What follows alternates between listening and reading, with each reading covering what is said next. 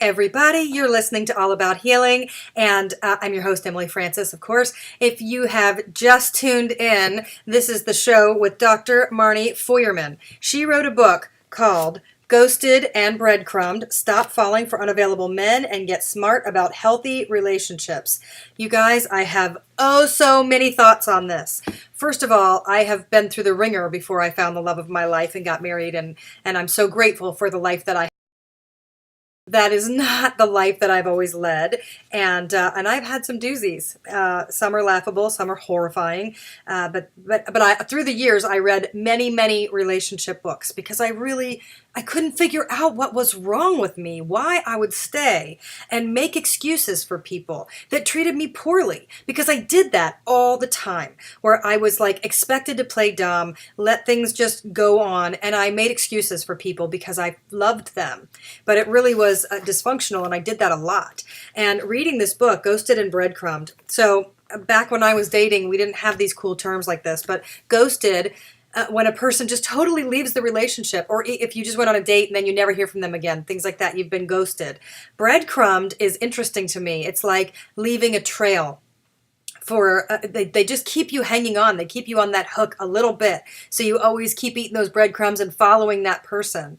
But, the book is fantastic. There's a lot of checklists in here about if you're with an emotionally unavailable partner and things to look for if you are, in fact, with an emotionally unavailable person.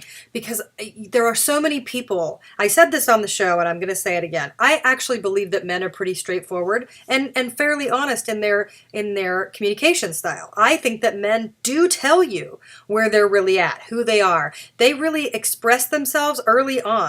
If they're not available, you got to believe them. You've got to stop thinking that you can be the one to change them.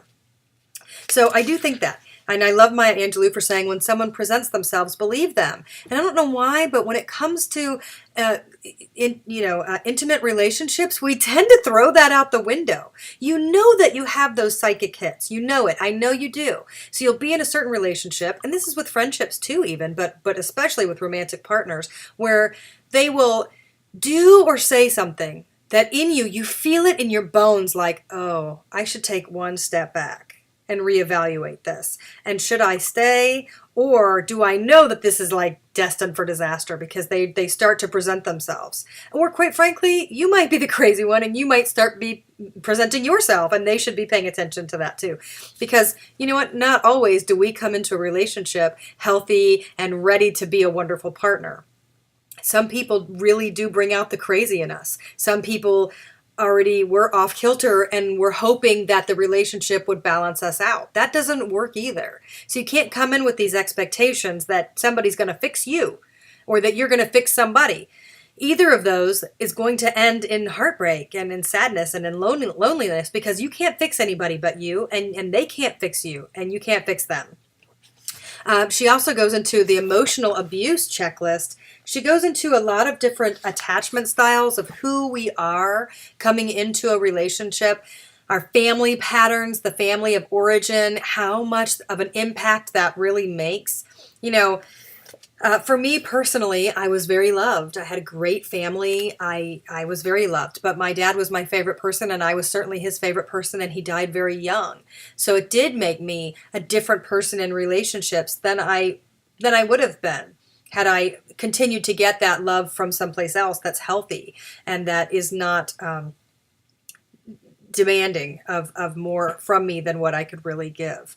And instead, I kind of became the girl with daddy issues. And I clung to some of these men in my life like they were my lifeboat.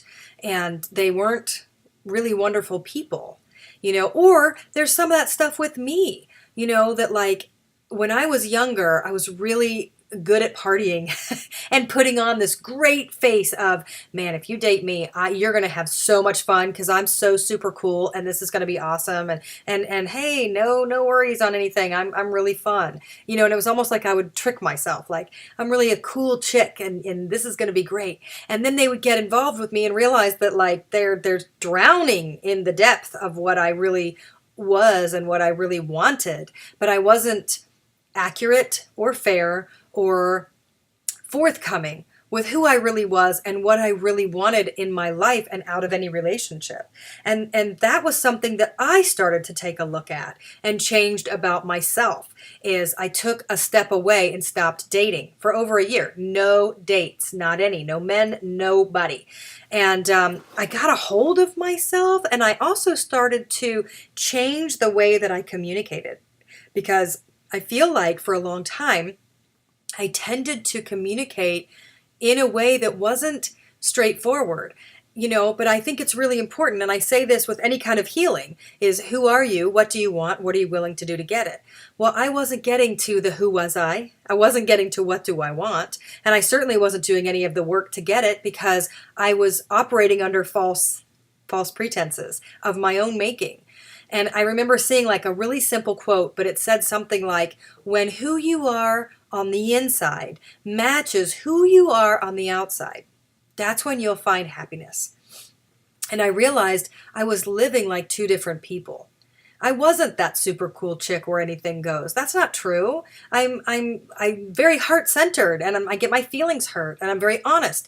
Now, the one thing, not one, there's many, but one of the things that I changed about myself was that I started taking responsibility for the part that I played in these relationships, because it's so easy to blame the person that you're with. They did this to me. They said this. They did this. And all the things that I did, they get swept under the rug, right? I didn't do anything wrong. I'm a great partner. Just because I'm faithful doesn't always make me a great partner, right? So taking responsibility for the role that I play in a relationship was my game changer. And it was just something that I started working on because of my massage practice and listening to people. Oh, I would listen to the men and the women talk about their relationships and the way that they behaved. And I do remember meeting a man.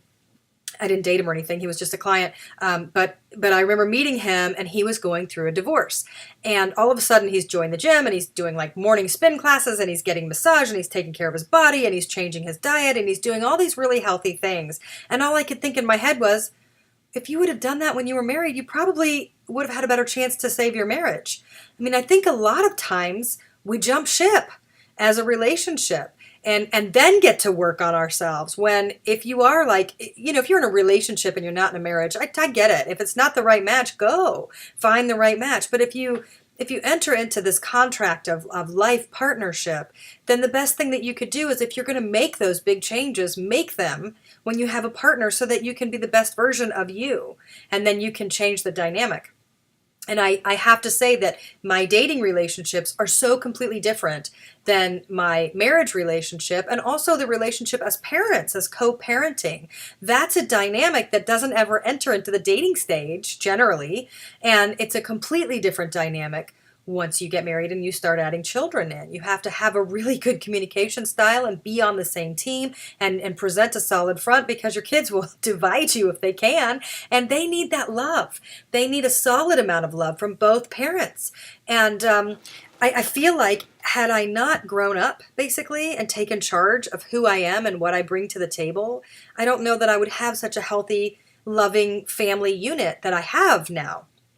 So if I do something that's crappy, or if I say something and it wasn't really what I meant, because women are notorious for that, this whole passive aggressive, and we say things and it's not really what we meant.